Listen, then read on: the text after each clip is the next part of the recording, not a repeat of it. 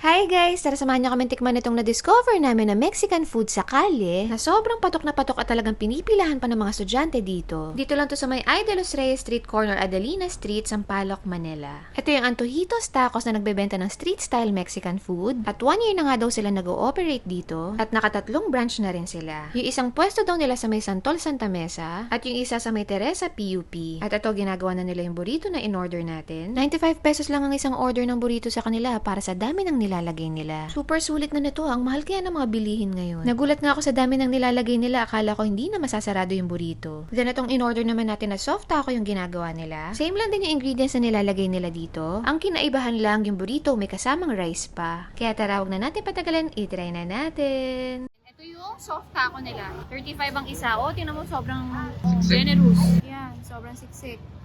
Mexican food sa kalye.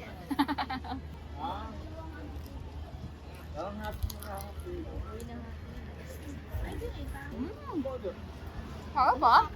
Para sa 35 pesos. Tsaka para sa Mexican food sa kalye. Masarap yung medyo may crunchy-crunchy na cabbage. Yung sauce niya medyo peppery. Pero masarap pa rin. Lasa mo pa rin yung pagiging Mexican ng food. So medyo may anghang na siya kasi peppery eh. Good deal na to ah. Yung timpla ng beef niya masarap.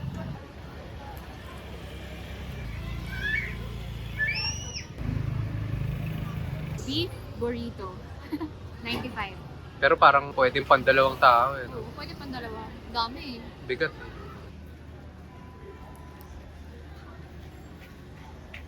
Ang sarap din. Same lang lasa dun sa soft taco. Same lang naman yung laman nila eh. Nagkaiba lang, may rice to. Tsaka mais yun. Masarap naman siya. Siyempre, iba pa rin pag Mexican talaga, di ba? Hindi naman to authentic eh. Pero kuha na rin yung lasa niya. Oo, kalye style eh. Kalye style. Mura na rin, di ba? Not bad na.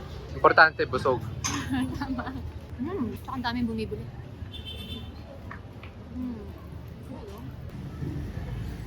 Pwede na.